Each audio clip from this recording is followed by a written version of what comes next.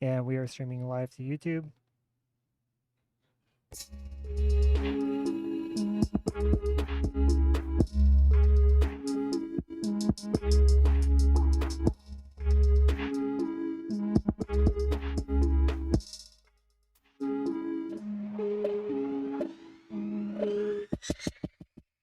What up, what up, what up? Welcome back, ladies and gentlemen, to another edition of the Boxing Voice Radio. I am your host, Nesta Gibbs, joined alongside Ringwalk Danny. What it do, champ? What up, champ? Back with another one. And we have a special guest in studio today. We'll be joined with Victor Conte. That's right. He's working closely with Devin Haney. Devin Haney obviously getting prepared for his bout with Vasyl Lomachenko. Obviously, we're here to discuss Devin Haney and the fact that he's saying he is staying at 135 pounds, and the only fights that are keeping him there are Gervonta Tank Davis and Shakur Stevenson. So obviously those are the two fights that the boxing public wants, really. You know, obviously I want to see him and Tank get in there, but if he's making it clear that if he can't get the Tank fight, he's willing to rock and roll and do the dance with Shakur, I'm sure that's what fight fans are gonna be definitely excited for. And that's another snack athlete, you know. So Absolutely. a lot of big names working with Victor. We'll get the chance to speak to him here shortly. But yeah, definitely intriguing fights for Devin Haney at 135. Big fights for Devin Haney at 135. Both pay-per-view fights, in my opinion. I just saw he was on the Bradley Martin show, and I never heard of Bradley Martin, I'm gonna be real, until he Ryan did the episode with Ryan. I didn't know who he was. Who is he again? Yeah, he used to be part of the Nelk Boys, and now he's just doing like his own show or like podcast, if you will, his own content. So yeah, Devin was pretty much just saying how it is tough to make 135. Um and it was funny because he's like, well, what do you walk around at? And he was like, you know, he wasn't really trying to give like a straight answer. He's like, 150. Okay. Yeah. Okay. But Well, yeah, man. Hopefully, we'll be able to get a screen share here in the new studio. Shout out to Fight Stars and View It for giving us the opportunity to transmit live from here. We will be having a guest in studio today. Victor Conte is scheduled to be in studio. We'll also be back tomorrow, probably with another guest. I wanted to Friday, you mean, right? Or tomorrow? That's exactly Friday. what I meant. Friday. So there's still time to get the guests that I want for Friday. And once again, I am gonna go ahead and read Devin Haney's official quote, which is, and I quote, "The only way I'm going to stay at 135 pounds is because of guys like Stevenson or guys like Davis." And this is obviously Devin Haney via ESPN Deportes. So, people wanted the champ to respond to Shakur. He's made it clear that if there's no Tank, it'll be Shakur or either or. How'd you interpret it though? Because I'm trying to put Tank first because I feel like that's a bigger fight for Devin. But he really didn't say Tank first. He said Shakur's name first. I think he's saying that those are the only two names even worth staying at 35 for. Mm-hmm. You get what I'm saying? I'm gonna try to find that clip can we screen share? I mean, I sent this to Okay. Madison to have them see what they can do. We'll see. But I'll try to find that clip on the Bradley Martin show because I know it is gonna be tough for him to make the weight. We'll just have to wait and see. And if you're watching this on YouTube, ain't nothing changed. Get it, smash the thumbs up because you like the fire new studio, the new home of TBV, where we'll be interviewing all your favorite fighters right here at the Fight Star Studio, in association with View It. And yeah, man. It's called Raw. You're still Talk. able to call in. We have our Discord open. Soon enough, we'll get Blog Talk and Twitter Spaces the way that we should. And Danny said it's called Raw Talk. Bro, this shit was hilarious too. Send it to Madison and just let him know to give it to JT. Don't forget, we're trying to get to that 1 million subscribers right now. We are on the hunt. So if you haven't already subscribed, go ahead and do so. That's going to help with the visibility of this show. And definitely a new format for us today. So we're going to be trying to play more attention to our live chat, especially when we get our guests. I don't think we put out a post. That's very sad. Very sad. We should have put out a post, man. You know? I guess not. But you want to bring in the guests? Yeah, we could get Victor in here. We'll go to quick intermission. Get Looks Victor like- Conte settled in. And then Looks like we'll we be got right back. B-Lo, who's been a member for 25 months at the champ level. B-Lo, I Shout out hope to you've been you. making money with us, man. He said, "Que onda, TBV? Keep it up. That fight party looked dope. Gotta catch one in the future for sure." Yeah, no, and listen, if you like the fight party, then you like the studio, because this is the location where we do both. All right, shout out to Deej, who said he's messing with the setup. He likes it. He likes it. What's good, Ellie J Boxing? a couple people saying that the volume is low. I hope not. Okay, volume's low. We'll get the Bring the mic up, I guess. we'll get I don't know. the the levels up. engineers to take a look at the levels. I got Brandon Williams, who's a member. He says, if you don't know who Canelo is fighting, then you need to subscribe to the channel. Words. Hit Yeah, that I mean, subscribe. It is fight week. Canelo, John Ryder. I want to make that clear. You know, I was checking the community page, you know, and I'm asking people, what do you want to see from the podcast? And people are like, you know, cover smaller fights. Somebody's like, hey, you guys didn't even do a show on Devin Haney's undercard fights. So I had to respond and say, of course we did. But And I was then- gonna say, what are they talking about? Yes, we did. Exactly. Then someone said, you know, oh, you're not talking about the Canelo undercards. You're not. It's fight week, and you wouldn't know. You're not That's talking about Canelo. actually not true. Monday, I actually went deep on the undercard. I told And you. today we I went told you deep guys. on Canelo's Guadalajara promotional card. Yes, because they are having a Pro Box Canelo promotion show today in Guadalajara. We spoke on that, but bro, I told them how the child of the first ever world champion that Chepo and Eddie had is making his debut on this card. Like 0-0 is as casual as it gets.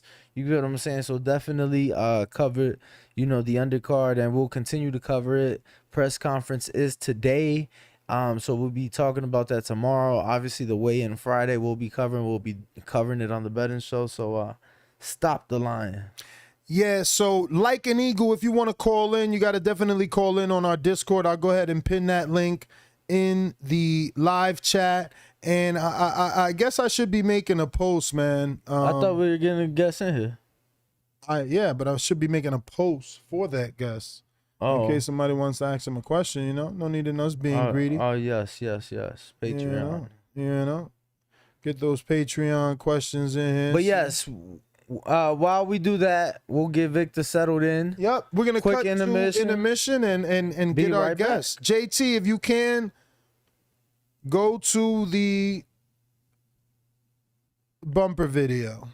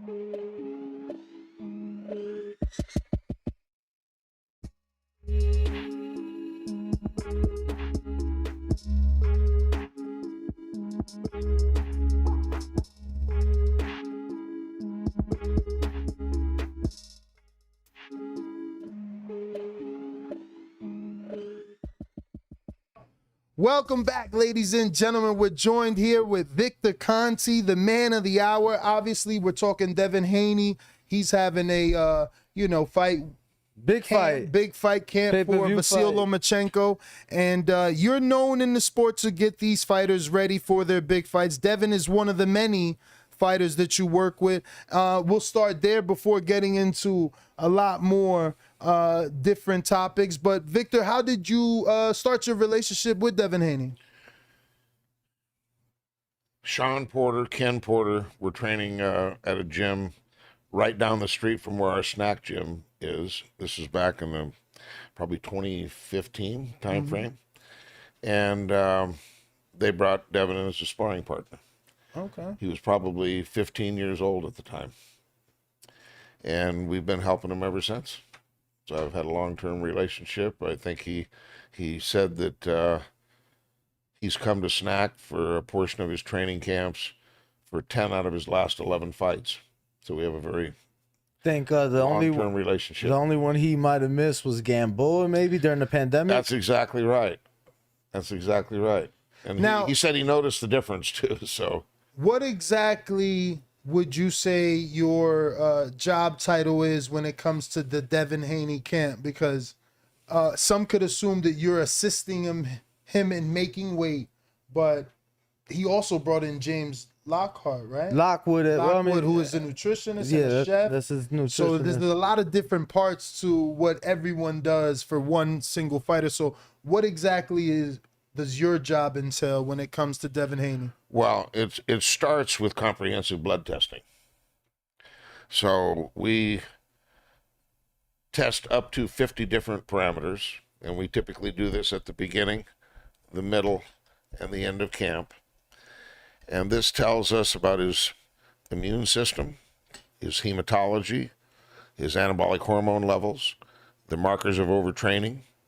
So this helps to determine the correct training load to recovery interval.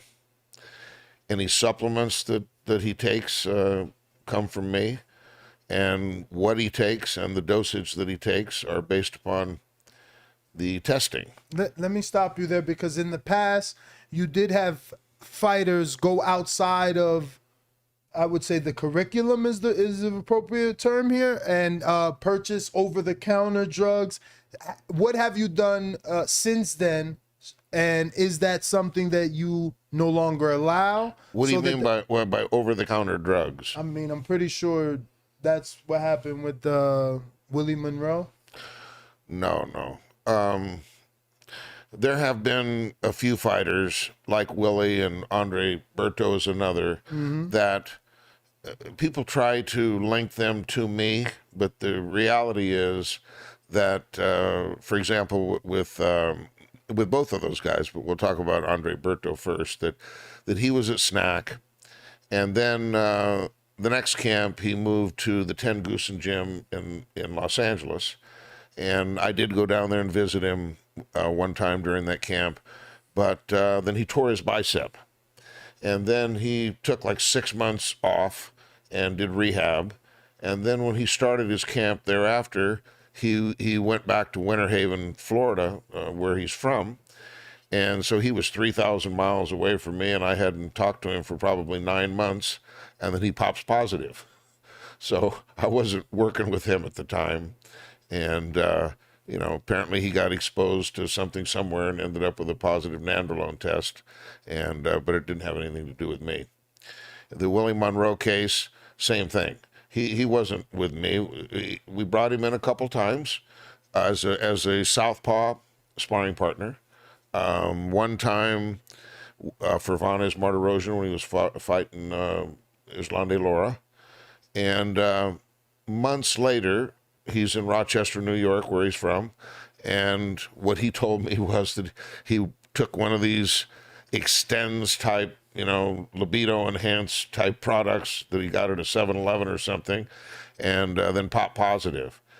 I don't think they ever suspended him. I do believe that he lost his opportunity with Jamal Charlo over that. But yeah, that is you true. do see that it looks like their last affiliation with any and again, that's why I asked for your job title. But strength and conditioning coach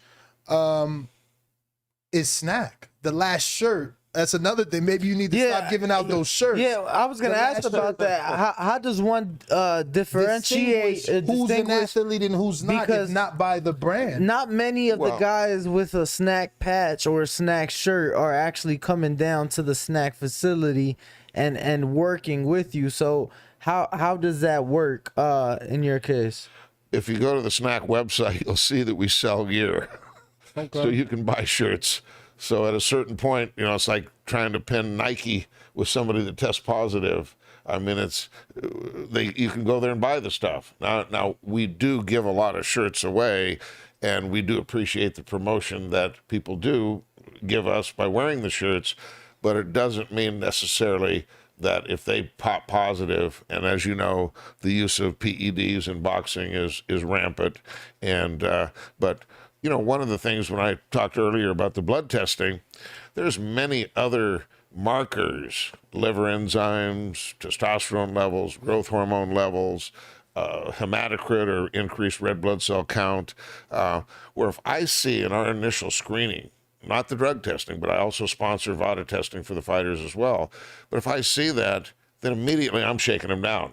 Like, this looks suspicious here. What's up with this? You know, can you explain this to me? So, and if there's anything that seems like it needs further exploration or me to you know, ask all the tough questions, then I certainly always do. So I want to get right into it. Obviously, boxing will, you know, like fans like myself, we like to believe that all boxing could be under one channel or one banner, one promoter. We know that'll never happen. But why is drug testing such a difficult thing? Like, I can see why promoters don't want to work together, because I'm Pepsi, you're Coca-Cola. I get it. You have your product, I have mine. Why is it so difficult for promoters to be on board, or the sport of boxing as a whole to be on board with a clean sport? the financial risk. Explain, please. Well, let me give you a couple examples. In the very beginning, when Vada was founded, Andre Berto popped positive. Well, this cost PBC, Al Heyman, you know, they during that period of time, they eventually had a rematch at some point, but they probably lost $250,000. Shortly thereafter, Amir Khan fought Lamont Peterson. He had won the title in D.C. before that. They were using state commission testing, and then they agreed to do Vada testing. That was the strangest case till date, right? There, far more hormone testosterone pellets he was putting under his arm. No, it was in his buttocks. They put a little. You take what's called a troscar. You make a little incision, and you put a pellet in. It's called Testopel, and this is like time-released testosterone. And it stays and doubles your testosterone level for a period of about 5 months. And then you have to come back in, just like changing the oil filter in your car. You take that one out and put a new one in. So in your ass. Right, yeah. Well, I swore I read that he was doing it under his arms, but that's insane. No, it was in the buttocks. But if you understand that they put anabolic steroid pellets in cows' ears. Trenbolone is often placed there, so it's not uncommon to have pellets. What happened was he overtrained, is my understanding.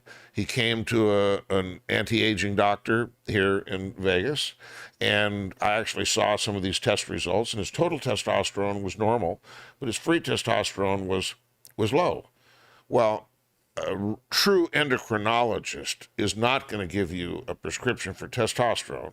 The protocol is they test you one time every month for 4 months. And if you're consistently low 4 months in a row, then they may put you on a testosterone prescription.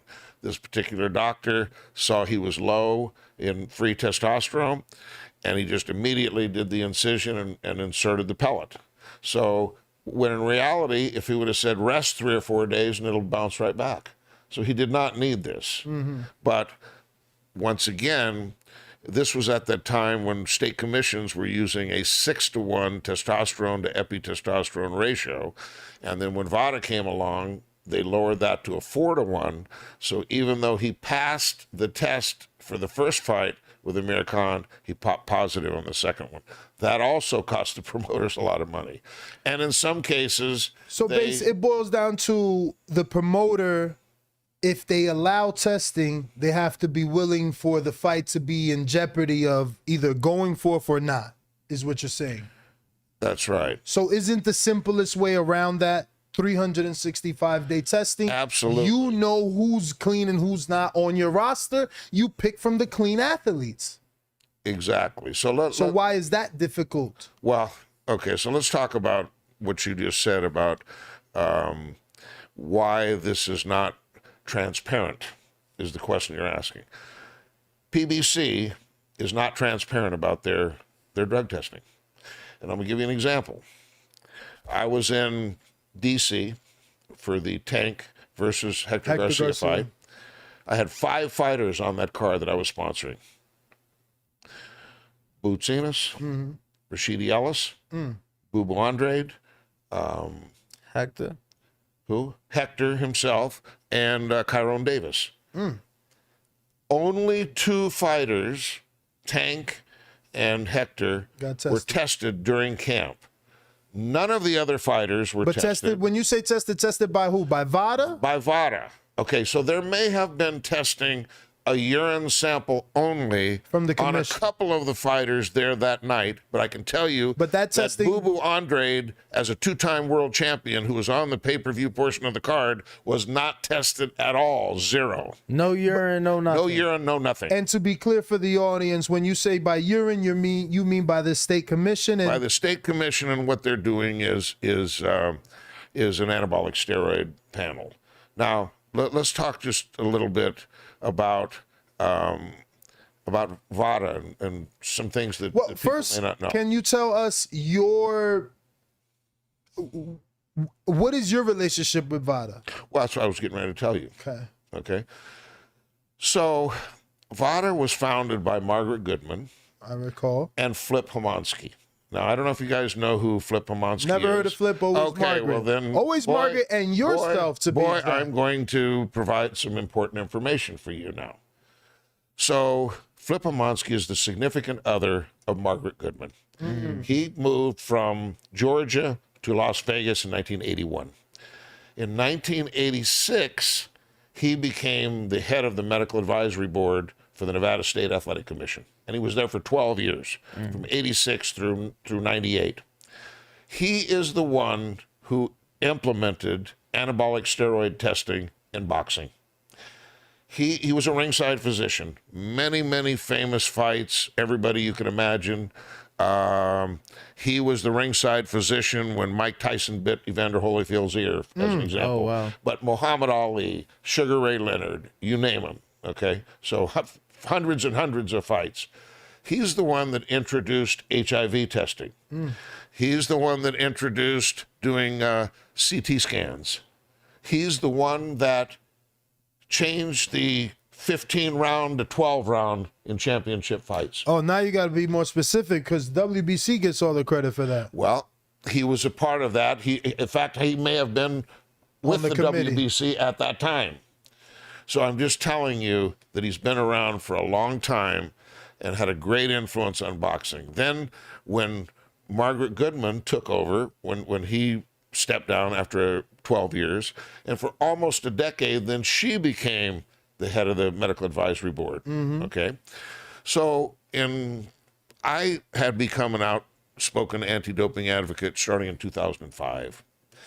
And this was after all the Balco stuff, and I had rattled a lot of cages out there, and the founding chairman of WADA, the World Anti-Doping Agency, was Richard Pound, Dick Pound, from Canada. He reached out to me, and I flew to New York and met with him. This was in December of 2007. And until he stepped down and for a period after that, I was advising them. I was meeting them. I was bringing designer substances from the dark side to them. And by them, you mean Vada? I mean WADA. The World Anti-Doping Agency. So I had this relationship with Dick Pound and WADA.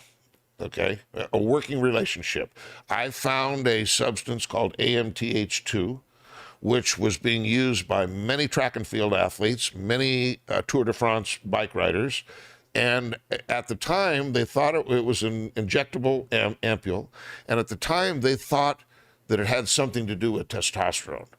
But when we took this all the way to the very top of the scientific advisory board through Olivier Rabin in France, turned out to be called sesamin, concentrated sesamin, which means sesame seed oil extract, injectable, but very potent, but obviously undetectable. They the committee didn't choose at the time to put this on the prohibited substances list. However, in 2017, they did an extensive study with soccer players in Australia and determined that it enhanced aerobic capacity by 17%. Wow. Very powerful. Very. So I had this 17% relationship boost. with Dick Pound, a working relationship with him. So Margaret Goodman had seen an interview that I had done with Steve Kim. And so she called Steve and she asked if she could interview me she had a column in the Ring magazine called The Fight Doctor at the time. So I agreed and did that interview. And then the more we talked, she invited me to come out here, and we met at the Four Seasons restaurant. They're connected with the Four Seasons Hotel by Mandalay Bay. And it was Flip Hamansky, and it was Margaret Goodman, and there was an attorney there as well, and Pat English, whose daughter was an Olympic swimmer. Jim Lampley was there sitting at the table next to us. And we talked about, helping boxing by creating a 24/7, 365 program. We ended up having a second meeting there at the Four Seasons as well. So ultimately, I talked to Dick Pound and put Margaret in contact with Dick Pound, and then they got pricing to do the testing originally from the Olympic Wada accredited lab that's in Montreal. But then they ended up starting by doing business at UCLA, and now they're with Salt Lake City. So it's evolved since Is then. it really $30,000 per fighter? No, it's not $30,000 per fighter. That's just complete nonsense, and that's something that I want to talk about today. But let me carry forward with the story. So what I wanted to do was I was working the first fighter I worked with, aside from the Balco scandal and Shane Mosley and what happened there, was Andre Ward through Virgil Hunter. So I helped a couple of his fights, briefly worked with him in 2009. Which most notable? Edison Miranda and Mikkel Kessler when he won the title. Okay. Then I bumped into Nonito Donaire at a bank. He lived in the same city that I did there at a Wells Fargo bank, and the manager introduced us, and then we agreed to meet at the Undisputed Boxing Gym there in San Carlos, which used to be right down the block from where Snack is now, same street, Industrial Road. And of course, a lot of people were coming to Nonito and saying, why are you tarnishing your name by hanging out with this guy? Blah, blah, blah. So I agreed to sponsor 24/7, 365 testing for the first fighter in boxing history, Nonito Donaire, at a cost of $20,000.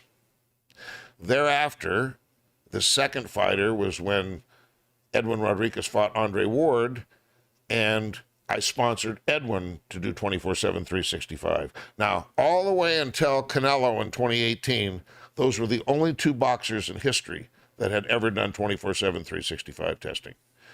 As you know, the way it works is you can sign up 8 weeks out or as many as 12 weeks out, and then you pay for training camp and fight night.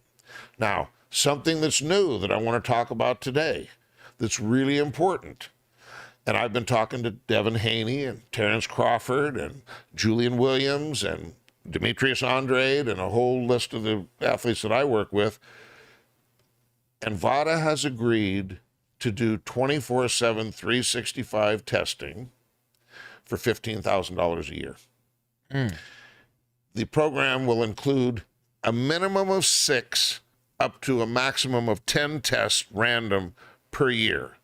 So you understand the basic expense. So one every 2 months. It's somewhere between $2,000 and $2,500. Depending, they got to go up on a mountain or they right down the block here in Las Vegas. So minimum of 6 times. Now, this is drastically different than what's happening now. And the reason is because, and I believe this is based on this model. It's a lot of Go ahead. fighters. Nah, I'm just thinking. I mean, you know, we talk about this all the time. Just the middleweight division alone has 1,500 fighters. Yeah. 15,000 times 1,500. Well- And I know that's a grand scale, and we have to start somewhere. I'm just saying, it could get pricey. We need some sort of funding. The top fighters can afford Absolutely. $15,000 a year. So my goal is to recruit 6 to 10 to get this thing started.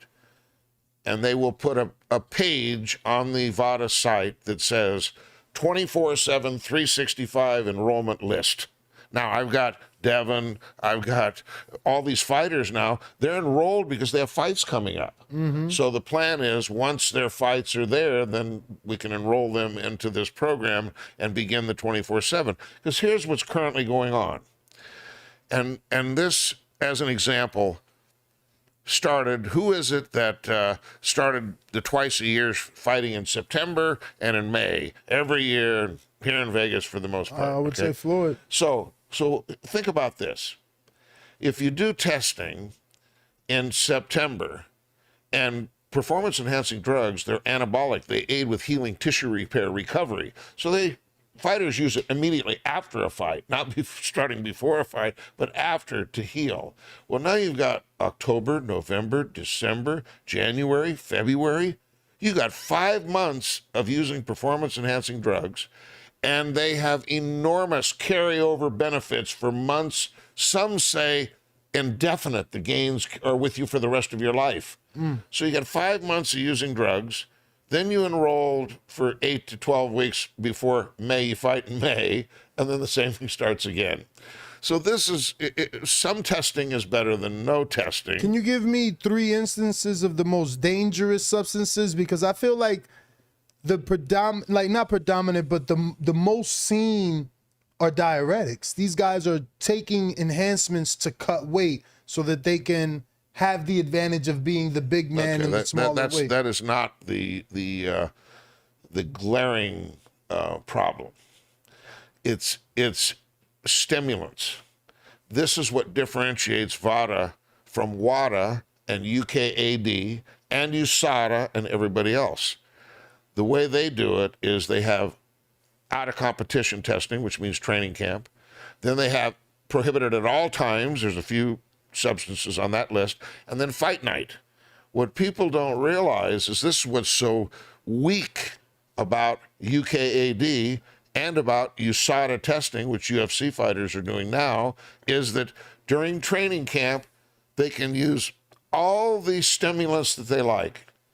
Amphetamine, they can use phentermine like Oscar Valdez did, which is the widely used weight loss prescribed drug in the United States. So you can take any and all stimulants and any and all narcotics. So you can kill pain, you can accelerate your metabolism, you can lose all kinds of weight. That's why when I see, and I'll give you an example of the difference in UK and Vada, and that's BJ Saunders when he fought Demetrius. Yes. So I had watched this guy. You see him, he's weighing 180, and 30 days later, he's weighing 160. I said, this guy's taking stimulants, okay? So I talked to Ed Ferris, Demetrius' manager, and Demetrius, and said, look, I'll sponsor the testing. Let's get BJ to enroll, because I knew and I understand the difference between UKAD and how weak it is. But knowing, did you talk to them that by doing that, the fight would be in jeopardy? Because ultimately it didn't happen. That's exactly right. It didn't happen because exactly what I thought, that he was using stimulants, he was using stimulants. And the very first test, he popped positive. So there's been others like this. But what I'm trying to tell you is that Vada, there's several things that differentiate them from the WADA testing or UKAD or USADA. One is they test for all prohibited substances at all times. So everything is being tested for every Year time round. they come. Doesn't matter. Yeah, They're but testing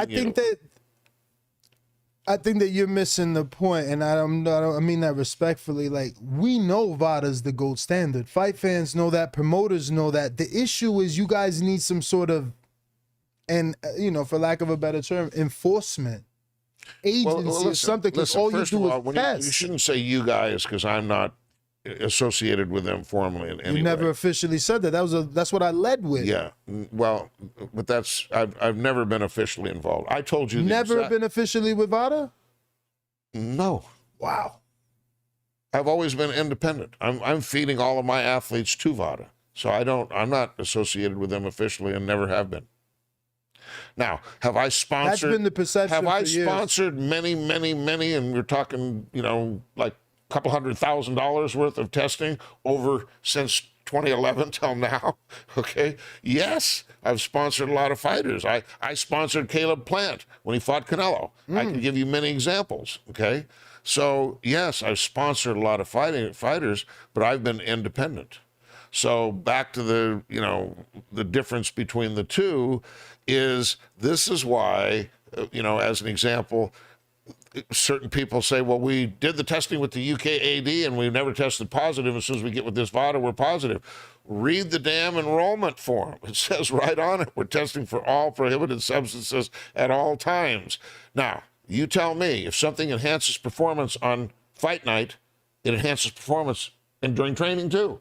Absolutely. So it's complete nonsense that WADA has these rules of you can take 82 different drugs, 70 stimulants, and 12 narcotics during training camp, so you can train right through an injury. You can't feel it. You can cut weight by using amphetamine and other sorts of stimulants.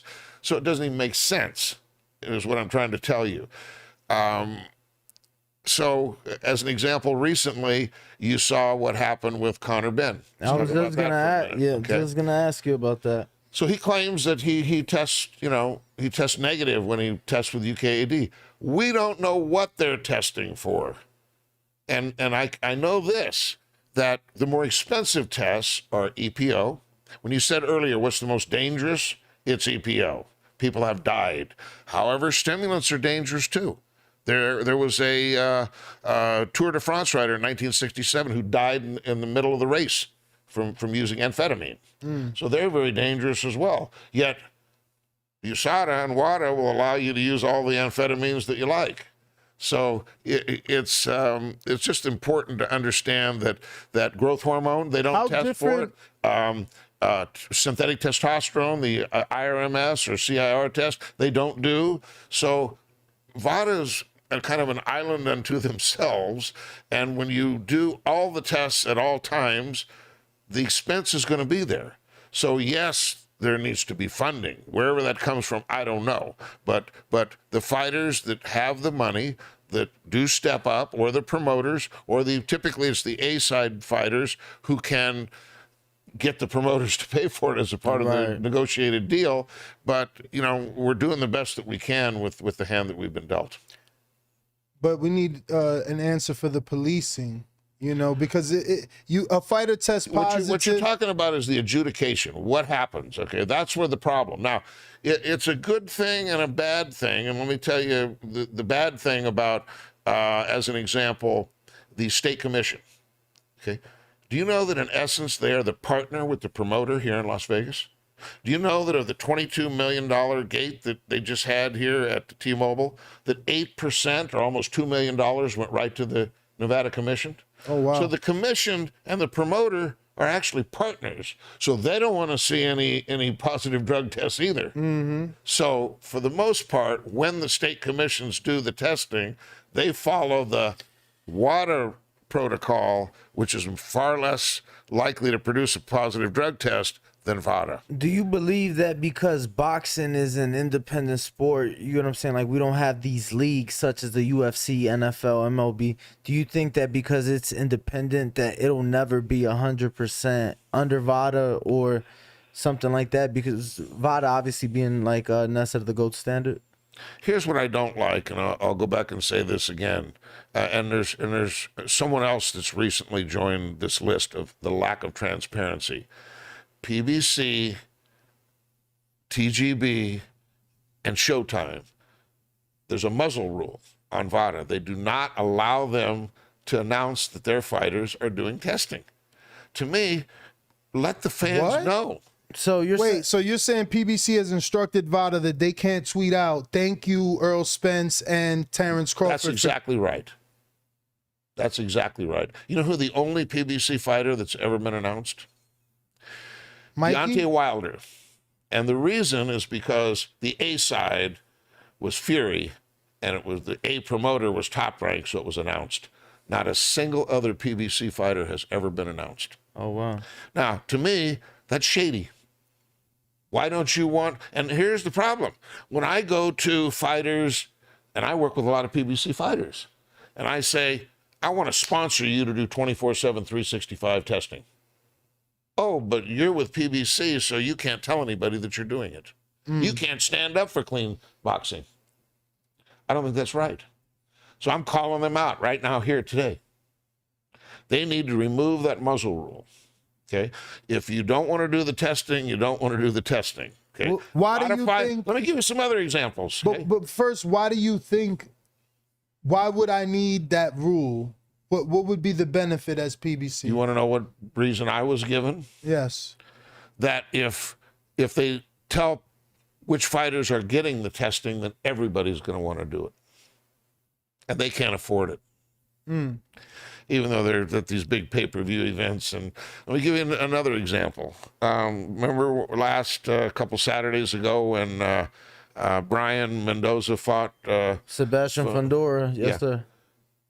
No testing for that at all. No camp testing. Not a But I single thought- fighter was but- tested. I thought their WBC rankings. top 15, random testing, clean boxing program. Yeah, but I'll tell you why that is a good program, but I'll also tell you why it's a bad program. If you got 250 fighters and they're only given $10,000 a month to Vada, that means they can test 4 fighters. So on an annual basis, maybe 25 out of 250 are being tested. Okay? So there was no testing. I know because I had people in the event. So when they're, and now, did the state commission maybe show up and collect a urine sample on a couple fighters? Yes. But is it comprehensive like Vada does? No. So you've got these Showtime events and there's virtually no camp testing, zero. That's giving a green light, open season, use all the drugs you like. Well, we don't know that, right? Because if you know there's not going to be any testing, what do you think? Well, you said that we don't know because VADA's not allowed to announce that for the PBC and Showtime fighters. They're not allowed to announce, but I'm telling you because I work with the fighters and I know whether they come or they don't. So Mendoza, I know for sure. You work with Mendoza? That's right. Yes. And he got no tests? No testing. None. Not one random clean boxing. And no urine either from Nevada? What was that fight? California will show up and collect one sample, but that's basically worthless. Yeah. I mean, it's completely inept. So why use stuff for 8 weeks and then taper off, synthetic testosterone creams, gels, microdosing. You can do things that in 48 hours you're clear. Why give them that instruction?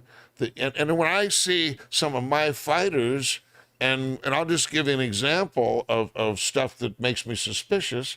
When Rashidi Ellis fought the guy Villa there in D.C., and the second half of the fight, he looked like a monster in terms of punch output, power, and everything else, reversed the fight, knocked him down twice. This is suspicious to me. There needs to be testing.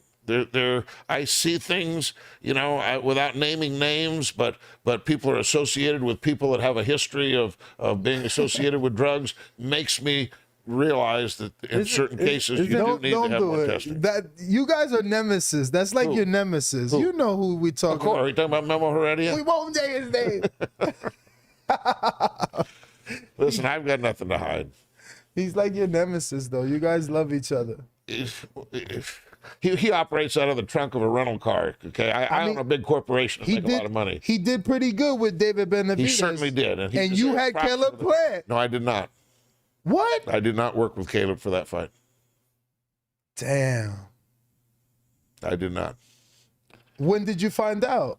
When did I find out what? Did you wouldn't work with him because that was second biggest fight of his career? After the Canelo fight, I decided to terminate. Oh, you parted ways. I terminated the sponsorship. What happened? Long story, but I deal directly with fighters, and when other people try to be in the middle, and then I bow out. So it was a PBC conflict of interest thing? No. Okay. No, it wasn't. It was other things that I worked direct, and they tried to put somebody else in between me and him. And I, without naming this person, had some contact with this person before through another fighter, high profile that we won't name. And I knew that was not going to work. That relationship was not going to work for me. So I just terminated them. Victor, there's been moments in sports. I remember late 80s, early 90s, and even earlier than that, there were suggestions of 80 to 90% of cyclists being on some sort of performance enhancing drugs. Same thing with baseball. There's been moments in baseball's history where a high percentage of baseball players were assumed to be using. At what point would you say boxing had its highest PED, illegal substance use? Because obviously it's been a very long-lasting sport. The Vada era. I would say at the highest. At the highest. Maybe 80%. I would say I still believe to this day that it's a majority, and I said in an interview last today. You October, think today? I said 60%. 60% of all fighters. Elite fighters, it's the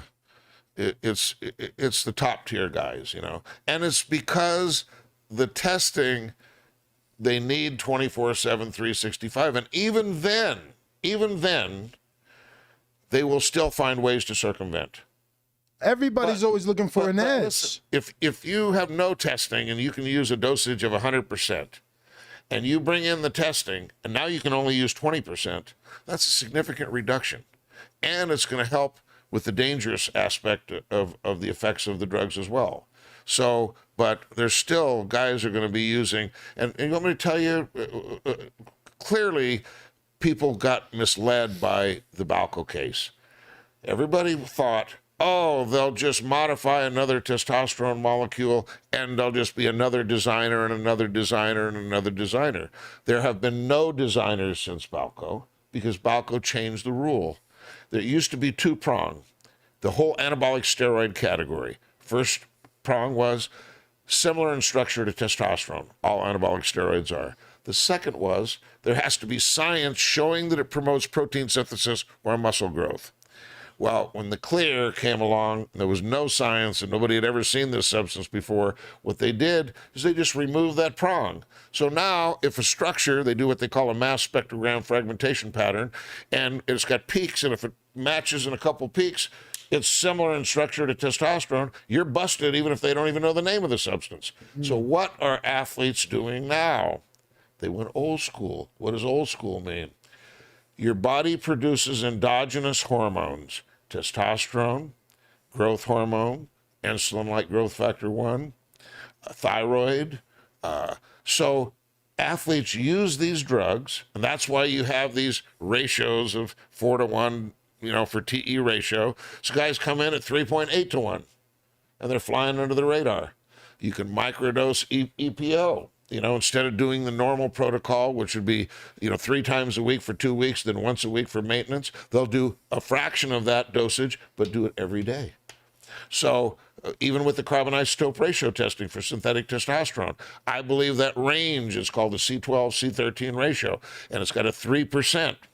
They need to narrow that to 2%. So yes, if you're really abusing it, you've got an 11-to-1 TE ratio, like in the Floyd Landis case, the cyclist, boom, he's going to pop positive for the carbon isotope ratio test. But are smart people capable of flying below that radar? They are. So what am I trying to say? There's never going to be a foolproof testing program. Guys are always going to be doing stuff, but you're going to limit it. You're going to keep it below the thresholds, and you're going to reduce the danger significantly. Now, So go back to Conor Ben. What exactly did he pop for, and how does it enhance him? Okay, so he popped positive for clomiphene, which is a fertility drug, and it increases testosterone production and sperm count. It'll increase testosterone about 50%. Now, what people don't understand is the very first test, that was the clean boxing program, okay? And actually, Vada is the one that controls and selects who it is that gets tested. So for whatever reason, call it target testing, call it whatever you want, they get $10,000 a month, which gives them 4 tests. So out of these 250 fighters, and they're only going to be able to test 25, they selected him. Okay? Bam, he pops positive. 5 weeks later, before he knew that he had popped positive, he and Eubank both decided that they wanted to do Vada testing. So they signed up for regular Vada testing.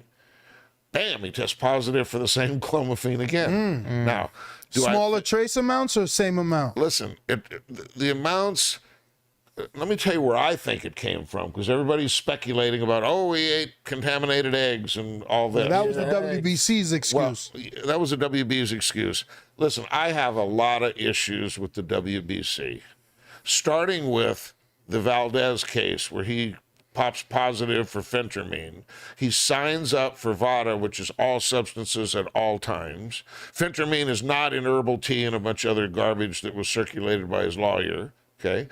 And then the WBC, because they want the fight to go on, the pandemic, and everybody's losing money and whatever pressure they were under, they decided, well, we're not going to go by the Vada list. We'll go back and do the WADA list, which doesn't test for stimulants out of competition, and let the fight go on. Oh, no, that's not what happened. That's exactly what happened. No, sir. Yes, it is. No, sir. Well, tell me what happened. He got suspended.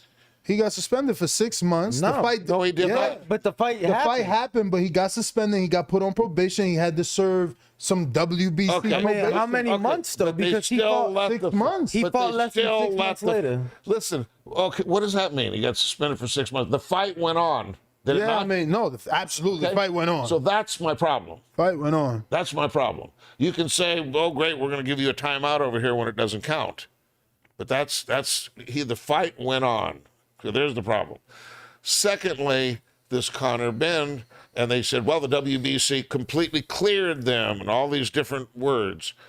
How can they clear him when they had absolutely nothing to do with the second test? So maybe the first one, and this, I'll tell you something. You know where this whole eggs story came from? Where do you think it came from? WBC. You're looking at him. Okay? I put on Twitter, hey, go to the WADA website, and you will see that they did a pilot study. It's right on the WADA website, that they gave some clomiphene to chickens to see if it would show up not only in the chicken meat, but in the eggs, and it did. And would it cause a positive drug test? And the answer was yes. Okay? I'm not going to say who, but somebody on that side sent me a thank you for that post. And the next thing you know, it's eggs, and chicken eggs. However, it's illegal to give clomiphene to chickens in the UK. So I don't think that's where it came from. Let me tell you where I think it came from. Yeah. 80% of the testosterone and other anabolic steroids that bodybuilders and other athletes use come from underground steroid manufacturing labs. They get these powders and stuff from China, and they use glassware in the preparation, right? Flasks and beakers and so on.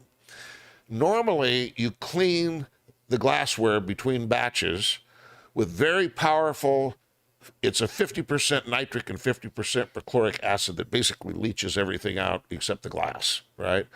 But these are expensive acids. And if you're selling to people that you don't care whether or not, because they're not subjected to testing, but what bodybuilder has testing? It's a mandate to even compete in the sport. You got to use anabolic steroids, right? So when you make a batch of testosterone and then a batch of nandrolone and then a batch of clomiphene, and then, which is a part of the post-treatment psychotherapy to boost your endogenous production back, it's very commonly used by people that use testosterone to also use clomiphene, and you get in parts per trillion, you get this trace contamination. So did they get it from a supplement? Yeah, there's been a couple of supplements that have been contaminated that came from this same underground type manufacturing. But what I'm saying is it's more likely, and this is just my theory, that if somebody was using testosterone that had been manufactured on the dark side in an underground steroid testing laboratory, that they would pop positive for clomiphene. And I know a world champion boxer who popped positive for nandrolone, and he wasn't taking nandrolone, he was using testosterone. And why are they using testosterone? Because as your body produces it, everybody goes old school. That's why they're using growth hormone and testosterone and EPO, because it's harder to detect and you can circumvent and fly under the radar. So you think you're going to get away with it using testosterone, and all of a sudden you pop positive for nandrolone or clomiphene. So when you bed down with dogs, don't be surprised when you get fleas. So I don't think it came from a supplement. I don't think it came from a chicken. I think it's possible that it came from testosterone use. What about Canelo's clenbuterol? Has he responded to you at all? Who? Connor. No.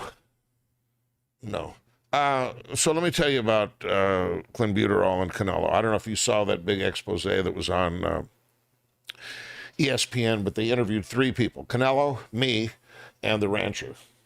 But I knew about this as far back as 2008.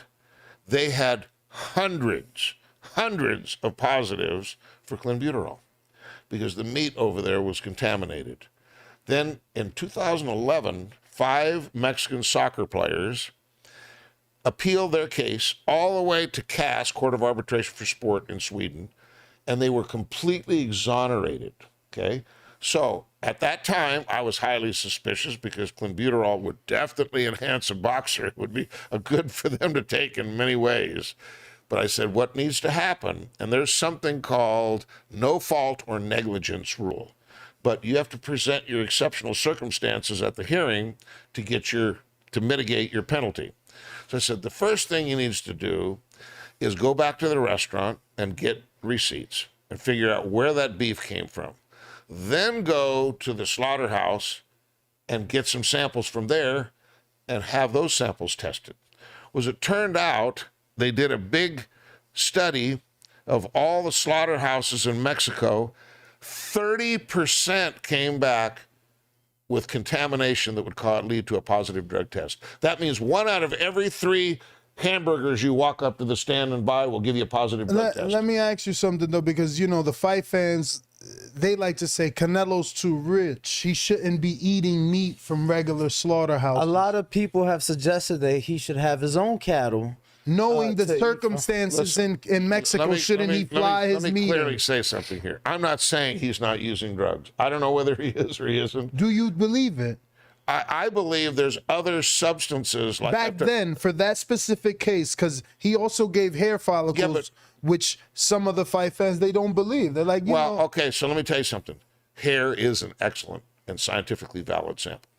And I'm the one, even back before that, when Luis Ortiz tested positive for those 2 blood pressure medications, the first thing I told his manager is, was he using blood pressure medications? And if he does, can you send me a picture of the bottles with the doctor's prescription? Within an hour, I had the Walgreens bottles with a prescription from a doctor.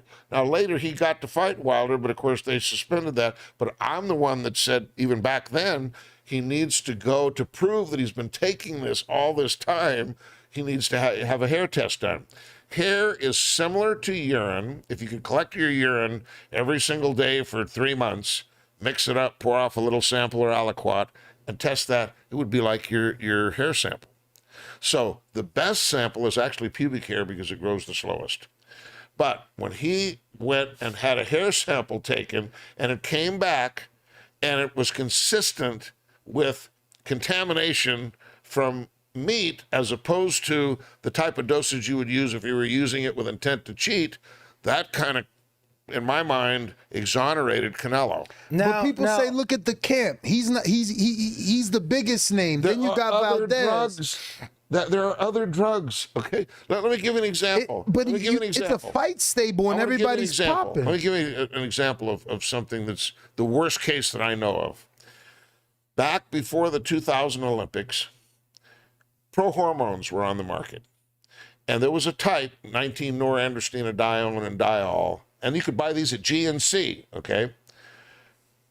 80% of the positive drug tests that came back in the Olympic Games were for nandrolone. Nobody used nandrolone with intent to cheat. It's called the kiss of death steroid. And everybody knows that when you take this, minimum you test positive for 6 months up to a year and a half. So nobody would do this. They busted all of these athletes. Now, I'm not saying they weren't using testosterone or growth hormone or IGF, all kinds of other shit, but they all got banned and they all were unable to compete in the Olympics. And it was because it was contamination. Now, in Canelo's case, I remember, and you mentioned the Mexican soccer players. Now, in 2011, if I remember correctly, Mexico hosted the U17 World Cup. So obviously you had players from all over the world coming to Mexico to play. And then it was something in the range of maybe 60 to 70% of the players that were drug tested in 2011 popped hot for the clenbuterol, and I think that's what insinuated. And that's fine. We're stating a case of how he could have coincidentally gotten contaminated. But now let's state a case for how clenbuterol could help an athlete or a boxer. Well, it burns body fat. It's not called an anabolic steroid, but an anabolic agent, which means that it brings nitrogen and promotes muscle growth. So it's going to make you stronger. It's going to make you leaner. It's going to increase oxygen uptake. And Canelo's a fighter that started at 140, Mr. Conte. I'm going to tell you that what I believe, with and specifically with the Mexican fighters more than others, you can walk into a pharmacy without a prescription and buy something called IGF-1 long R3. The difference between, let me turn this off, between regular IGF-1 is it only stays in your system for an hour, but the long form stays in your system for 10 hours. And they don't have a test for it. So you need 3 legs for a table to stand. You've got an isomer, and they've got a biomarker, and they've got IGF-1, but they don't have this isomer test, so the table can't stand. And instead of being in milligrams like regular growth hormone is, and even that's a poor test, they can detect maybe 24 to 36 hours, but they can't even detect it. It's 10 times more potent, and there's no test that exists today. And you can buy it in store. You can walk right in and buy it. Or you can go online to these peptide 10 times more potent than clenbuterol. Yes. Oh, no question. So IGF-1 long and R3, Vada can't catch it. There's no test. And it's in Mexico at any pharmacy. Well, you can go online and buy it. I could give you 10 websites where you can go buy it for $65 a bottle. Like black or Market? dark or black market websites, or like legit They're black websites? because it says right on the website not for human consumption, for research purposes only. So the disclaimer when you buy it, but these guys are buying this and they're using it. Yeah. And I can tell you that I've been told that it's rampant in the UFC. A UFC fighter told me that he was on it, and he was while he was fighting, and he was tested right after. There's no test. And what exactly does it do? It's like Stimulant? It's like a more potent form of growth hormone. So it accelerates healing, tissue repair, muscle growth, recovery. So the more you recover, the more you can train. The more you can train, the better you can get. All the gains are made during the recovery interval. That's what steroids and other PEDs are. They're recovery drugs. So it is what it is. So it's not the way that I assume, because I assume the biggest struggle for these guys is the weight cut. You don't think that that's what they're looking for the assistance with? Of course. They're looking for assistance, and that's why being able to use stimulants is such an advantage. And that's why Vada doesn't allow that. Speaking of stimulants, you kept saying amphetamines. I remember that Brandon Rios tested for that. But over the counter, you could buy back in the day, I'm talking maybe 10 years ago, Jack 3D, and you would pop Yeah. for methamphetamines, but you're not saying the word meth. Is it separate? Is it They're different? all from the same family. Okay. They're from the same molecular structure family. So I guess the take-home message here is there's always going to be drug abuse. The best you can do is keep it down and under and if the benefit of not having any testing, like I said before, is 100%, and you can bring that down to 20%, that's a significant reduction. Now, How could you make this enticing to the promoter, right? Because shouldn't it be on the promoter or the network, especially at a $15,000 a year rate? It should be something that they can sign in the fight contract and it come right out the top, or it come from the site fee, or it come from the broadcaster, that's putting on the fight. Like 15 grand doesn't sound like a lot of money, especially for a year. I agree. One-time fee I can see, And but a yearly let me fee. explain one other advantage of doing this 24/7, 365. There's something called an athlete biological passport. And what that means is, in the course of a year, you have to have 6 data points or blood collections or urine collections. If you have a given parameter and there's a fluctuation of plus or minus, say 30% or more, that can be red flagged as a positive. So they're looking at your own levels. And if all of a sudden your testosterone is 500, 500, 500, 1500, 500, 500, something's going on here. Yeah. Okay. Yeah. Unless you test at least 6 times and you're doing year-round testing, you can't include biological passport testing. Again, how do you, or rather Vada, make it enticing for the promoters or the networks to want to implement well, this? he told us why they don't want to. Okay, let me again, give you that's some, not the answer. Let me give you some better history here that will put all this into perspective. You've probably never heard of something called TOP, T-O-P. That stands for the Olympic sponsorship, the Olympic program. Yeah, it's the Olympic program. These are the 12 to 14 sponsors of the Olympic Games, and no longer, but it used to McDonald's, Coca-Cola, now it's Airbnb, it's Panasonic, it's Samsung. They put up somewhere between, the minimum is $100 million times 12, so you got over $1 billion they put up.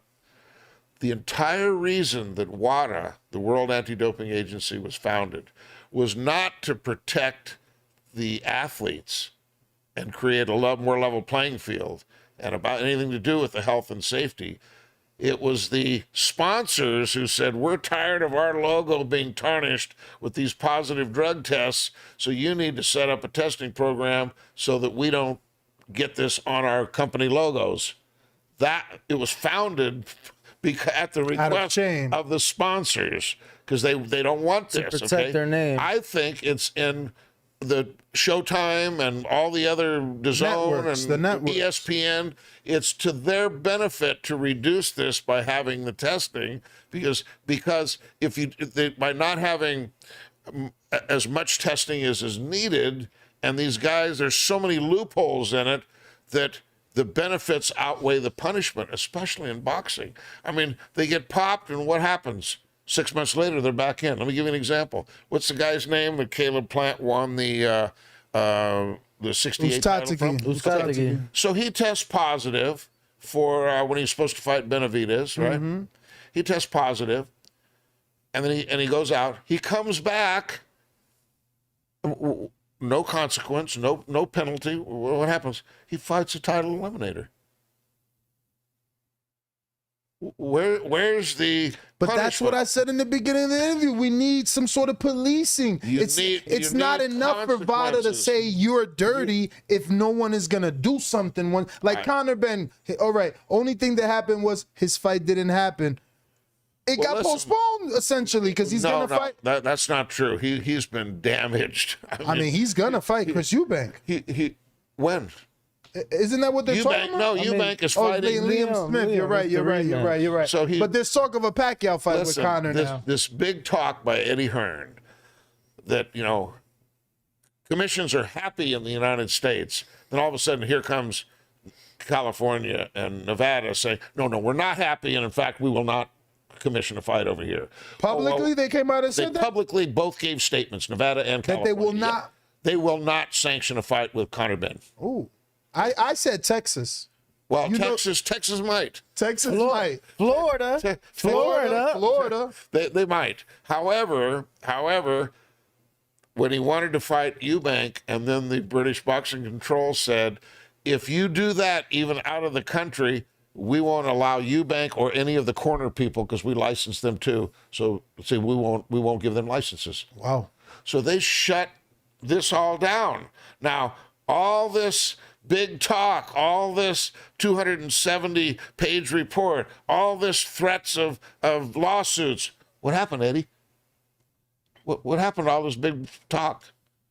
What's happening now? So how long before you think Conor can step in the ring?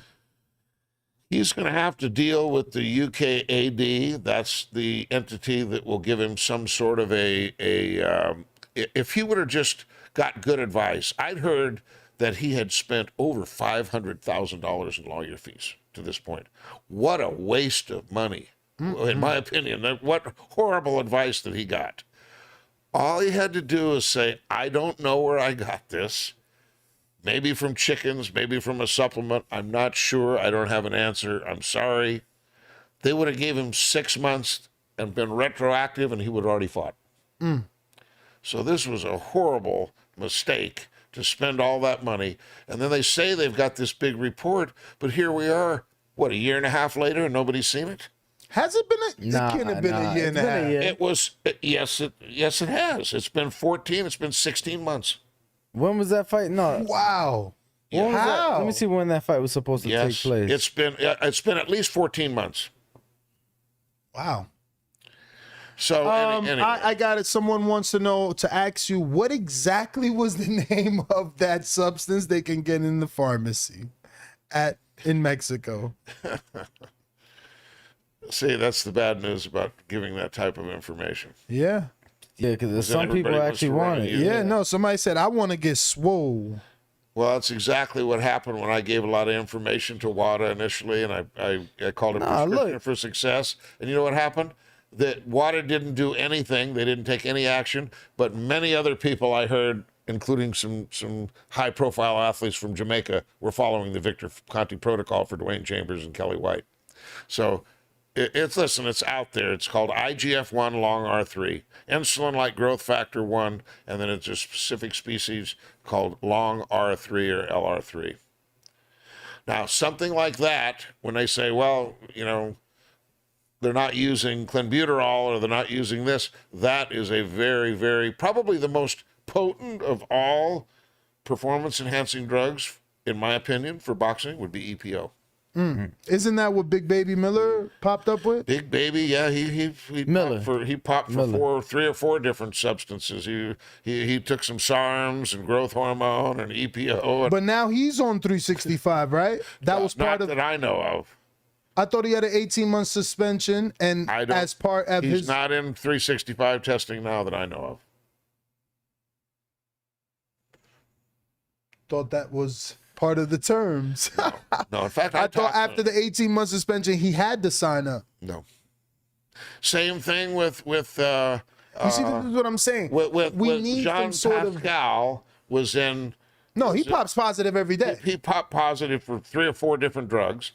He couldn't claim that it was being slipped to him in a drink because these drugs require injection. So he had to know he was being injected. And of course, he was not going to provide any information about where he got this stuff, even though I think I know where he got it. Yeah, so Conor's positive test was less than a year ago. The fight. No, it wasn't. Oh, the test itself? When was it? Well, the fight. Well, it was revealed less than a year ago. Let's say that. It was revealed, but the actual sample was collected before that, more than a year ago, about 14 months ago. Because the fight was scheduled for October, so that was what, 7, 8 months ago. So yeah, I mean, it was within that 6-month window then, prior to, I guess. Let me also say that Let me ask some casual questions here. A lot of people see back acne and automatically associate it with some sort of substance or some sort of performance enhancement or PED usage. Can you eliminate that myth? Well, here's what I don't like is when you see, severe cases of acne, and then you find out that there's no drug testing for this fight. That's of more concern to me. So do steroids, does testosterone cause your skin to become oily, and can it promote acne? Yes. There's a lot involving genetics here. Some people just have higher levels of testosterone.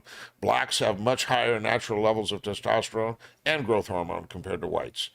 So can you say, oh, that guy's taking drugs because he's got acne? No, of course not. But is it somewhat suspicious?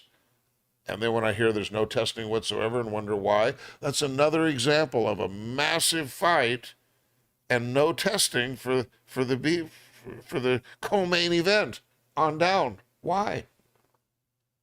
Did you think there was physically a difference, and is that even possible? Is it possible for me to look at Canelo Triple G1 and Canelo Triple G2 and say, he looks bigger in one, he was on something, or he's not on something, or two as a result of the testing? I think that would be reckless to do that. But when I look at things like punching power, and when I see Conor Benn in his previous fights, and then Conor Benn during the Chris Algieri fight, I see a different level of power there. What's that's coming from? Does that bring some suspicion? It does to me. Now, does that mean absolutely positively he was doing stuff? I certainly can't say that. Well, another myth is PEDs don't help you win fights. They don't make you better. PEDs make you much better. But do they Huge make you amounts. They make you physically Your reaction better, but time's not faster. Your recovery is better. You're stronger. Your punching power is up. Your punch resistance is up. PEDs help you be a much better fighter. So it's not the skill then. no. Well, I was gonna say it's the skill. Skill is. I would say this. It's always the fighter's got to do his job. The head trainer's got to do his job, and maybe all this other stuff can help. But if he can't fight and he doesn't have the right strategy, the drugs are not going to help him become a Floyd Mayweather. Definitely more than just what a lot of the casuals would say. Oh, it gives you the knockout power. You're saying the benefits are greater than just the power. If you're saying the recovery, the reaction time and things like that. Now's the time for me to mention that that Netflix is doing my life story, and it'll come out this summer. Congratulations. And Devin was involved. We did filming with him a couple weeks ago. And in that will also be some information about Tim Montgomery, a sprinter. And they called him Tiny Tim when I met him. He weighed 148 pounds. By giving him a whole array of powerful drugs, in 8 weeks, his weight went up from 148 to 176. He put on 28 pounds of lean mass. His bench press baseline was 265, and he went up to 345. So he put on 80 pounds on his bench press in 8 weeks. So what I'm telling you is these drugs work. They're very powerful. They'll make a 100-meter sprinter run somewhere between 2 and 4 meters faster. So, back in the day, the Ben Johnson days, and his trainer at the time, there'll also be some of this, and there was Charlie Francis, and he said, show me somebody not on steroids, and I'll show you the loser. I mean, this is how prevalent in Olympic sport, and specifically in track and field, that the use of PEDs is. Was Alex Ariza, is he on Victor Conte Memo Heredia level? Would he be capable of all the accusations that were thrown around about him and Pacquiao? I'm not going to accuse him of anything, but I have strong suspicion that his entire career involved using PEDs. No evidence. A lot of people talk. When you say his entire career, do you mean Ariza's or you mean Pacquiao's? I'm talking about both. Oh. Okay. You want my opinion? Yeah. My Yeah, that's what we're here opinion for. is that Manny Pacquiao was on performance enhancing substances his entire career. Even before he was with Ariza. That's just my opinion. And that's based on, I know a lot of people that know a lot of people that were around him as well from the Philippines. But I just think that, because of the lack of testing, and I can also tell you something else that was very highly suspicious about him, and that is that his last 3 fights all took place in Nevada, and they didn't do full Vada testing because he wouldn't do it. So they did a weaker testing through the commission. This is Adrian Broner. This is Keith Thurman. And it was going to be... Ugas? No, it was going to be Spence, and then he had the eye issue, and then it became Ugas.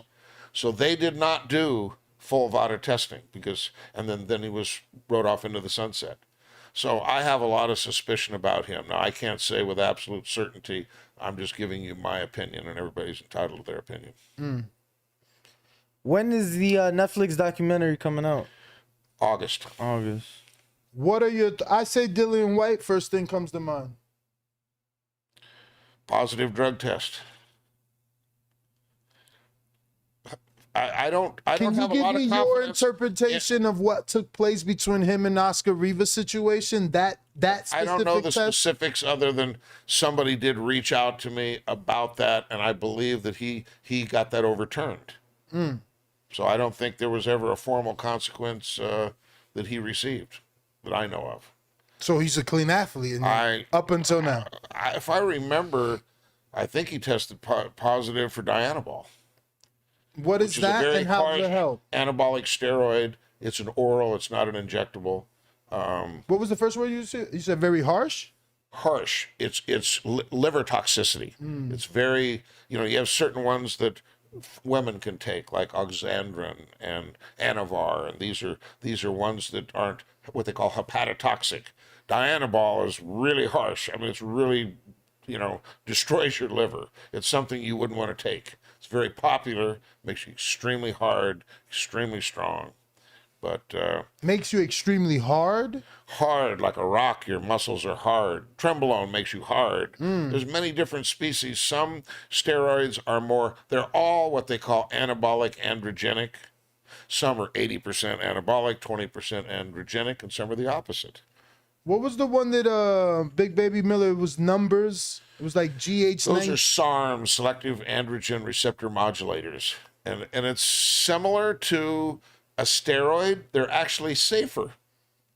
They have less. But the number, like when I Googled it, people were saying that he was crazy to take that. Yeah, like GH19, and people were like, he's crazy to even have taken that. Well, those are all being tested for, and for him to be a part of a testing program and know he was, and to take that many substances and test positive for that many things, wow. I don't know what to say. He was likely getting some very bad advice. But you're saying there's no way that could have been incidental through taking something else, like tea or some steak tacos. Listen, growth hormone injection, EPO injection, insulin like growth factor 1 or injection. You can use creams and gels and microdose and orals and with testosterone, but some of the things he was taking are strictly injectable, and when that you're not going to have somebody slip that to you when they're using a needle to inject you with it. So let me say something else. A very famous 5-time Super Bowl champion NFL guy that I worked with for many years said something very profound once, which is, as soon as an athlete starts to use PEDs, they automatically become a liar. So these guys jumping up and down saying, they didn't use drugs.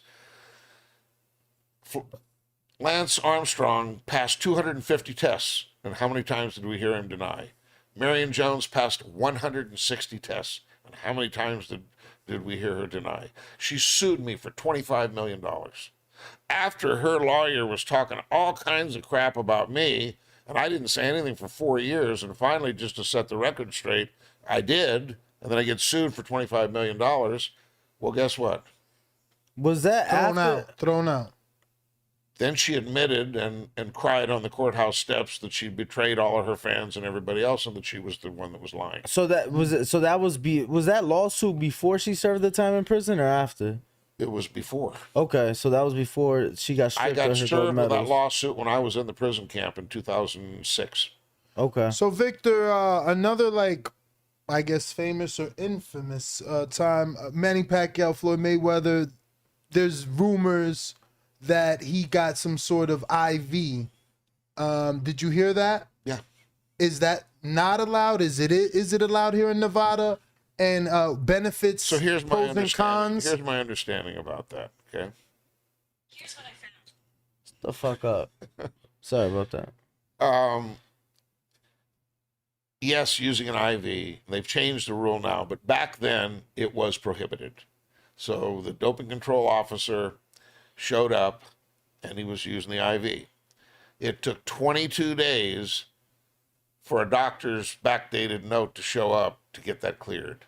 What makes it highly suspicious is, my understanding is, at that time, athletes were paying $24,000 for the two fighters to be tested.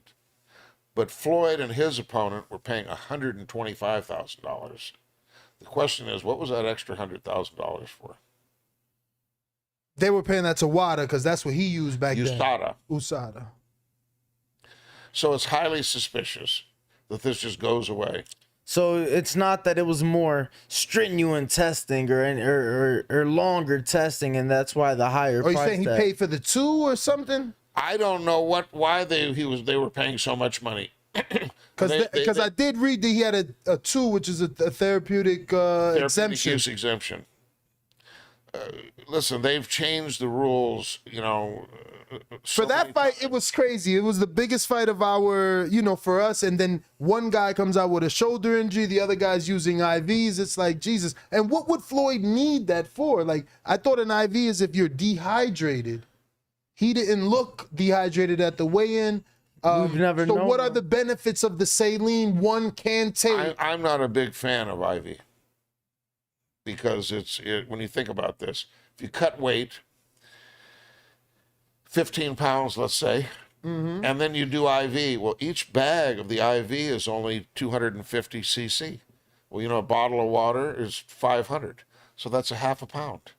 So the other 14 and a half pounds is going to come from oral anyway. So we're really, what's that going to do? Well, isn't it what's in? There's some few vitamins, glutathione. They put a few things in it that might make you feel good.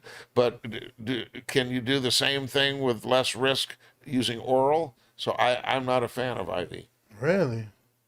So you think Floyd just wanted to cross every T and dot every I? I don't know what Floyd was doing, but there's all sorts of questionable things that were going on at that time. I don't know why all that money was paid. That's what he did. More frequent testing than others. They were actually posting it on the USADA site at the time, so they were being tested very frequently. So maybe the extra money was for the Could have back been and the forth extra travel. test, but I don't know, about 5 times more. They're. Anthony Joshua, what's your thoughts? In the beginning of his career, before the losses, people like to throw accusations that he was heavily muscular and he had to have been using. Interesting that you say that, because they just contacted me recently about him.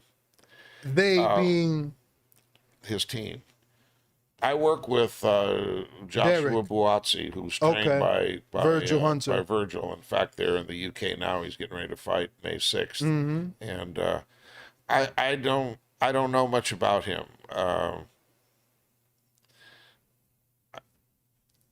I don't think all that muscle helps really in boxing. And the reason is, the more muscle, the more oxygen you need. the more, I call the cardiovascular system like a freeway system in your body, where when you inhale and have the freshly oxygenated red blood cells that need to get transported down to your muscles in your legs, and then it picks up the metabolic waste byproducts, lactic acid, ammonia, carbon dioxide. So those come back, and then you exhale. That's more mileage. The more muscle you got more. Your blood flow rate, it's called the globular filtration rate, is slower. So your recovery, the more muscle you have, the longer it takes to recover. So if you look in general, I'll make a generalization, and this is because I have tested hundreds and hundreds of athletes' blood. Spanish fighters, for the most part, have a much faster blood flow rate than blacks. Is that why they are prone to that quote unquote Mexican style? Because they can sustain it longer. You're talking about genetically. stamina, endurance. Yes. They got a motor. It's because their blood flow rate and recovery. That's crazy that genetically that's just theirs. Now, Victor, wanted to ask because we're big pot smokers, and we see athletes. If I'm not mistaken, the Nevada State Athletic Commission is no longer testing for marijuana. But only in UFC does it matter. In boxing, you can still test positive for marijuana. Vada has never tested for marijuana. No, but commission state by state. Not like- Nevada though. No, I get it, but state by state in other commissions, you the Yeah, fighter. I don't think Nevada. I don't think it is. Nevada has discontinued. They're not doing it. And, Now, and back in the- UFC doesn't do it. Now, back in the day, though, people thought, and help us with that too, because these questions that I'm giving you are what I get from our audience whenever someone tests positive. Like not hypothetically, technically, when Julio Cesar Chavez tested positive years ago, they said the marijuana he tested positive, I'm using air quotes, was a masking agent, that he wasn't really a pothead. That's not true. It doesn't mask anything. And another unfortunate was Nate Diaz in the UFC, who tested positive and had to pay enormous amounts of money. It's never been a performance-enhancing substance. So Just marijuana's makes no not sense. used as a masking agent No, for it's something not. greater either? No, it's not. So where that came to be on the prohibited list, I don't know. And it's very unfortunate for that female sprinter before the Olympics who tested positive, and boy, that was just really an unfortunate situation. And you're saying that marijuana shouldn't be on the prohibited list? not. Now, don't you think there's benefits in the recovery? Let me say this. It should be in the same category as beer and wine. So I if you agree. show up to a fight and you're drunk, they shouldn't let you fight. If you're whacked out of your mind because you just smoked a big fat joint, then you should probably not be going in the ring. But because there may be impairment as opposed to enhancement. Yeah, I don't know. I mean, to each his own, right? Some people feel like when they're smoking, they're more focused, they're more dialed in. No, but I mean it's the same. It's the same thing. You know, I think a lot of that has been the issue with legalization. You know, finding a way to see how much you've consumed and things. So you know, as far as the impairment is concerned, I totally could see that. But when it comes to athletes that you work with and the day and age that we live in today, would you would you work with an athlete that you know consumes marijuana on a regular basis? It's their business, what they do in their own time. I think it's, if you drink a glass of wine or two with dinner a couple times a week, it's a lot different than if you drink a gallon a day. So if somebody just stoned all the time as opposed to once in a while, I think there's certainly moderation is okay with me. Have you had an athlete where you were able to test? Because you do on your facility, you obviously have a bunch of different training methods to optimize a fighter and get them to peak performance. But have you ever been able to monitor an athlete that daily smokes? No. Damn. Because then we'll know whether it affects the running, affects the recovery. Does he really? Does the recovery really help him? Does he really get to sleep and get the 8 scientific hours? support, my opinion is that it wouldn't enhance athletic performance. All right. Let me say one last thing while I have this opportunity. Of course. I think Matchroom is another one besides PBC that needs to be transparent. A lot of their fighters, you mentioned Anthony Joshua, who always does Vada, and many of the others, because they demand it, it's fighter driven.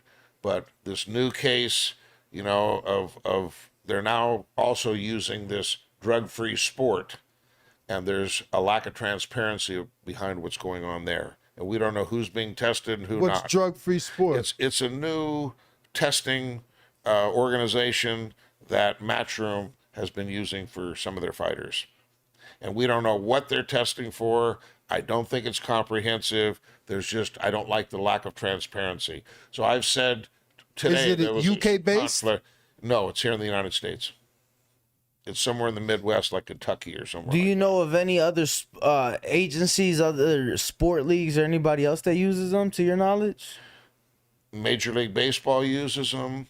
NFL uses them. Whoa. They're listen. That doesn't bring credibility at all. Listen, Big box brands. well, but here's the point. The big box brands that control the reports. Where's the fact? Is this going to any commission that can have consequences, or is this just going to the union, or That's is this what I'm going saying. to the promoter? Consequences is or what is this, we you know, need. where are those results going? Is the point? And if there's no transparency, you don't know that. Let me ask you this: Results with no because consequences. Big bucks sports do shady stuff, just like all other sports. let me ask you this, because we just saw, and you mentioned Major League Baseball, so that's why I'm gonna mention this. Fernando Tatis Jr. He gets popped, gets sent down to the minors. Obviously, he now has came back from his suspension, but man, in baseball, it seems like PDs are so openly accepted amongst a lot of the fans I've came up with, a lot of the people. I guess maybe an era older, they're like, everybody was on it. It was fair. You get what I'm saying? So for I a hate guy, that mentality. a guy of Fernando, Let's all get on it so we can even the playing a field. guy of Fernando Tatis, he tests positive, gets suspended. Nike still drops his shoe. It still does good. All this shit. What do you think? How many times do you think he got past it for him to finally get suspended? Many. And I'll give you an example that I was involved with. Do you remember when Melky Cabrera tested positive? Yes, I do. And before that, he was in the All-Star game, and he had a $75 million contract on the table. And I got called like 19 times in 1 year to Comcast there in the Bay Area, and every time I'd walk in, they'd say, okay, who got popped now? But there was Bartolo Colon from Oakland, the other catcher from the Padres. Barry There's a bunch Bonds. of them.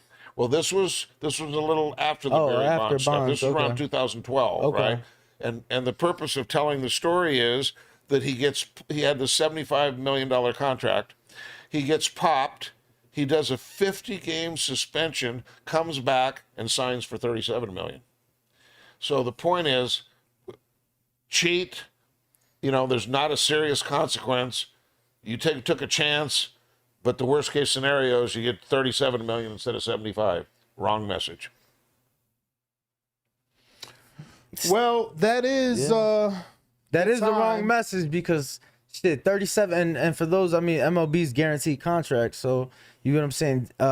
Injury, no injury, you play, you don't play, you know, you're on the active roster, you're getting paid. So definitely still a reward, in the sense they're like, oh yeah, it got cut in half, but it's still 37 million fucking dollars. I'd like to give a take-home message, and that is, for those elite fighters that can afford $15,000 a year, contact Margaret Goodman directly. Do not contact me, because I don't have anything to do with it. But she They need to make you some sort of face. She will accept 24/7, 365, and many fighters that I'm talking to, once their fights are over, meaning Devin Haney and Terrence Crawford and many others, are going to have committed that they're going to provide the leadership needed to help with the 24/7, 365 movement. Well, Victor, Yeah, some of those top guys need to sign up and donate one. 15 grand to some of those guys ain't shit. I mean, yeah, I'm not asking them to donate. That's their hard worked money. do that. Hard worked money. They choose to do what they want, but nonetheless, you know what I'm saying? Some could take leave if they so choose to. Victor, though, thank you so much. I know you Thank can't. you. Can you Appreciate direct you guys. anyone anywhere? You have any came books, out. anything I you know want you them to came out. You know, for the interview and flew Well, in. we And obviously snack.com, snac.com. We have Steve Kim writes. He's got the Canine Corner there. Lots of interesting boxing articles that he writes. I have other writers that write all about proteins and different nutrition, and look for this Netflix documentary that'll be coming out. Do we have a title for that? Not yet. It's Okay. the last thing that they do. It's a part of a series called Untold. We should Okay. do a live watch here for the premiere. I You like know, we that. we could do it on the I big like that screen idea. outside. I like I like that. that Yeah, idea. like Do a like a world premiere. Do a Listen, premiere. The World Boxing, what was it? The Hall of Fame invited us to the George Yeah, Foreman George World Foreman premiere. That was premiere, yeah. beautiful. I think you guys are really going to enjoy this. And you get a chance to see Devin, all the stuff, the high-tech equipment and everything that we have there at Snack. I mean, it's all out, full intensity training, and I think it's going to be very educational. So you can't build power, right? Because everybody's like waiting for Devin to get power. He's been working with you for years. Is it a thing where he's got to move up and maybe it'll come because he's just been at that division too long? And he's Take a look at his legs. Have you noticed they're getting a lot bigger now? I mean, we've been working on his power, and I think, you know, Devin's still young and he's still growing. How much? So you believe how you much- can improve I believe power? absolutely. How much do you think to move up to 140 pounds will benefit that power? It will help him because it's a significant cut. He's a big 135, as everybody knows. I'm not the one telling people Right. what they don't already know. But Devin is the hardest working guy. I know you guys know him well. I'm very fond of him. I'll always be a part of his team and supporting him. And he's a big fan of clean boxing and Vada. And that, you know, I mean, instead of They're chasing not guys happy. around, Some of the people are not happy you said that Mexicans genetically have better stamina. He's like, now they're lying for me. He's lying for the Mexicans. well, that's, you know, I've worked with a lot of Mexican fighters, and that's just what we see. Yeah. It's just, it is what it Numbers is. don't lie, man. You guys are doing, you know, tests, so, you know. But Victor, man, if you have Thank any you so social much, media as yes. well, you want to give everybody so that they can follow you. I know you're very active on Twitter. Just Victor Conte on Twitter. All right. Thank well, you so much JT, for on that joining note, us. we're going to wrap it up. Danny, let them know where they can find you. Yes, Ring Walk Danny, and that's GTO, the boxing voice. And hopefully we can make a trip up to the Bay and come check out the You guys facility. are one of always these days. welcome. Absolutely. Yes, I've seen a lot of videos because of Lukey Boxing. He's also frequent Yes. there a lot and, you know, giving you a lot of publicity. But JT, man, that is a wrap. Catch us on the next one, 6 a.m. tomorrow morning. Peace. Arrivederci.